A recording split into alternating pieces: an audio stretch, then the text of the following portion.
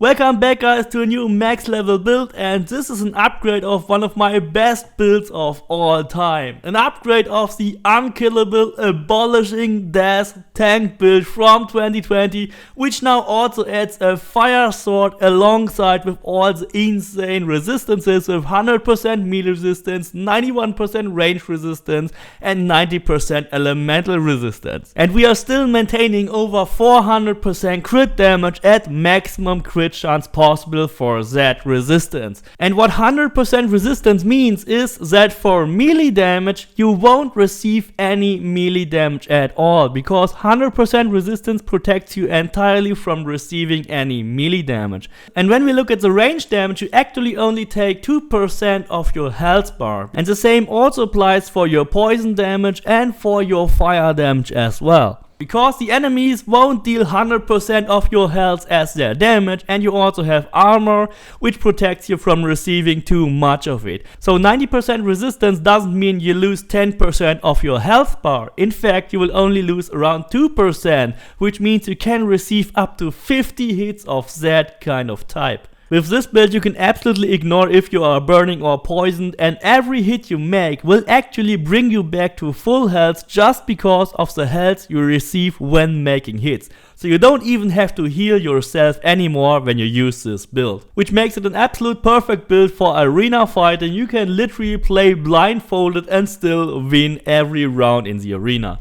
But let's take a closer look at all the damage values here. With the light attack you will still get over 520,000 damage. With the heavy attack that is over 820,000. With the charged heavy that will be 2.5 million. With Ring of Chaos up to 1.4 million damage. And if you have Fury of the Bloodline, that will deal up to 4.5 million in an animation cancel. And Overpower will have just double than that, 8.6 million damage.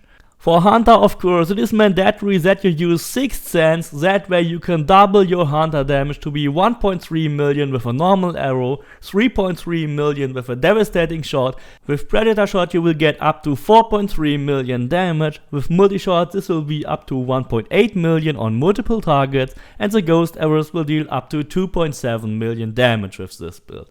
With RS Madness you can get around 10 million damage when you hit a polemark from behind, but only around 2.5 million damage if you do that on normal enemies, which is just as much as a normal charged heavy attack.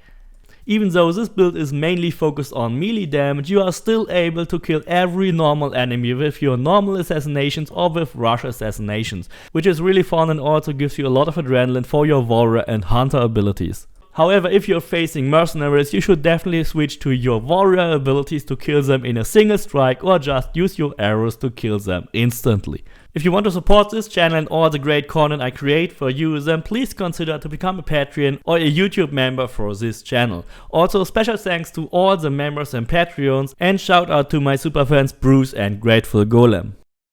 Here in the inventory we have 110,000 warrior damage and 227,000 assassin damage. As I said, this is mainly focused on warrior damage and not at assassin damage at all. So it's mainly a warrior melee tank build.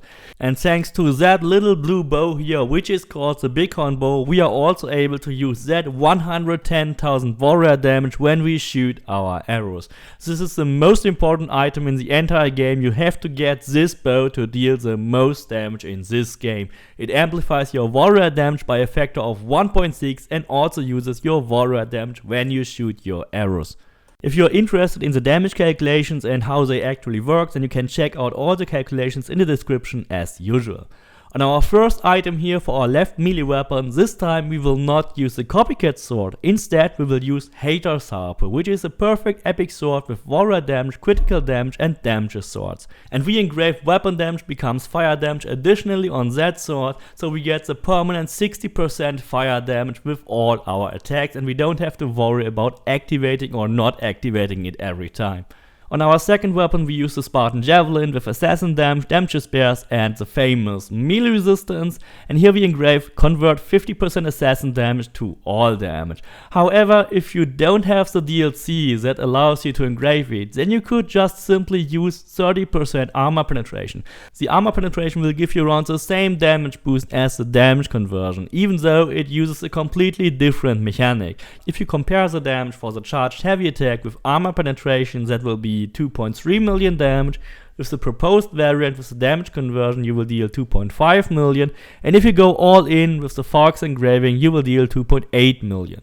So you don't really lose much if you use armor penetration, but you also don't really gain much if you use the Fox engraving with the 100% damage. Then of course for our bow, you have to use the Bighorn Bow, especially for tank builds where you commit a lot of your engravings to resistances. Using the Bighorn Bow will still guarantee you to have a good amount of warrior damage. With any other bow you will only have around 60 to 70,000 warrior damage, because this bow adds all its DPS to your left melee weapon, making it have 16,000 DPS instead of the usual 8,000 DPS.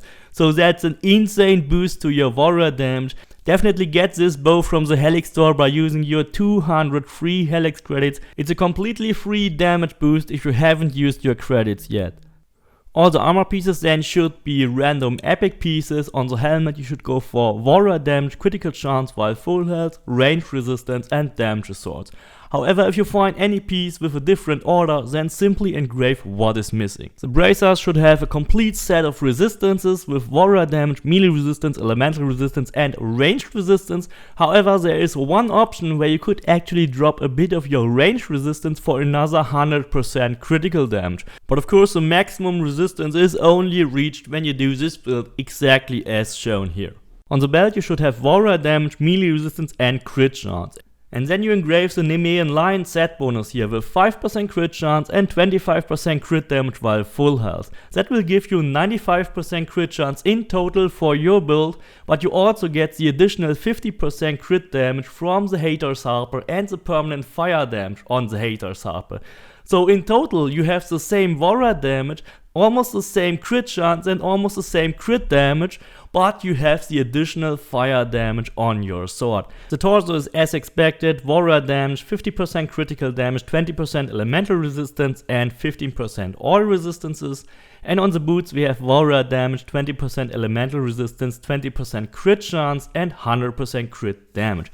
That will give us a total of 246% warrior damage even without using the Falx. Could be even higher when you opt to use the Falx engraving instead. We still have 90% damage sword, which is really good for a tank build, 95% crit chance, which is more than enough, and 400% critical damage, which is still very awesome for that amount of resistances we have in this build.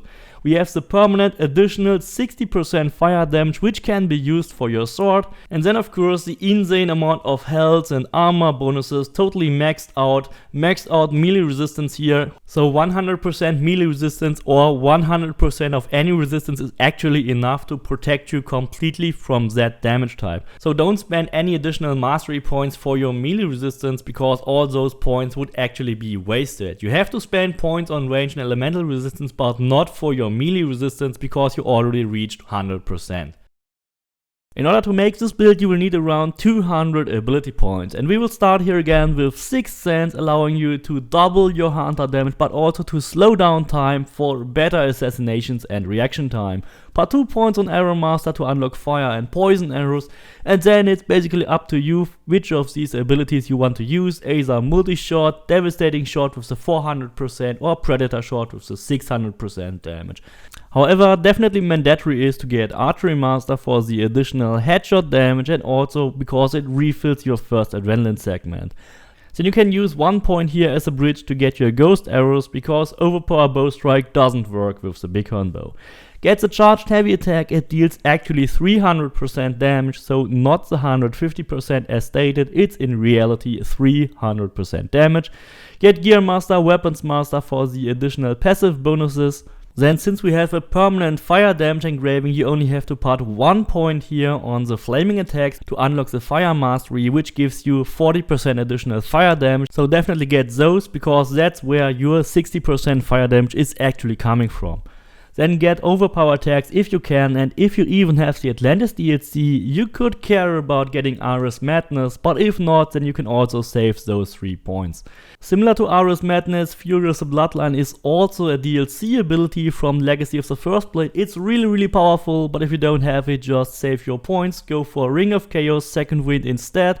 Then Shadow Assassin is really useful, because it also gives you 50% additional critical damage. So no matter what build you have, go for Shadow Assassin, then Rush Assassin, Critical Assassin of course. The critical assassination might actually not be enough to assassinate a mercenary on daylight, so you either have to assassinate them overnight, use your warrior abilities, or play with the Falx engraving, which gives you a little bit more damage. Then don't forget Stealth Master. Stealth Master increases your out of combat damage by 10% overnight, which is a flat 10% bonus. It's a real multiplier, so it's really worth to get if you play a lot during nighttime. In the low point version for around 200 points, you should put 12 points on the crit chance and also 12 points on critical damage. Then another 12 points on range resistance. You will have slightly less range resistance, but don't invest those other 8 points for just 3 points in resistance. That's not worth it. Rather put them here on warrior damage and then further down on fire damage and armor penetration, and also put a couple of points here on health dealt restored as health, because that is basically replacing your healing ability. In the Assassin tab, only go for more Assassin damage, because we will also convert that Assassin damage to be 8% melee damage. Then definitely go for damage swords as much as you can and max out the crit chance at full health, crit damage while full health, put a couple of points on damage while full health, and of course don't forget the elemental resistance. However, if you have way more than 200 points, let's say over 400 or 500 points, then you should max out crit chance, crit damage, headshot damage, put a couple of points on the other abilities, max out your range resistance, put a couple of points here on adrenaline on headshot kill, chance not to consume special arrows, a little bit on your hunter abilities if you really want to go for them, max out warrior damage, max out your health, your armor, fire resistance, armor penetration, and also max out the health refill if you want to, and a little bit can be spent on all abilities. Don't forget damage whenever time is slowed down. That's really good for 6th sense, assassin damage, damage swords, all the crit stuff, elemental resistance, a little bit here on the adrenaline cannot hurt. And if you still have points, then you can boost your health refilling a bit by putting points on health gain per adrenaline spent, damage on elites and bosses, maybe even cooldown reduction and damage for your assassin abilities. And those damage boosts to single abilities are usually not so strong, they are only stackable on your base damage, so definitely avoid those until you have way too much points. So I hope you like this video, please don't forget to subscribe, leave me a like, and see you next time.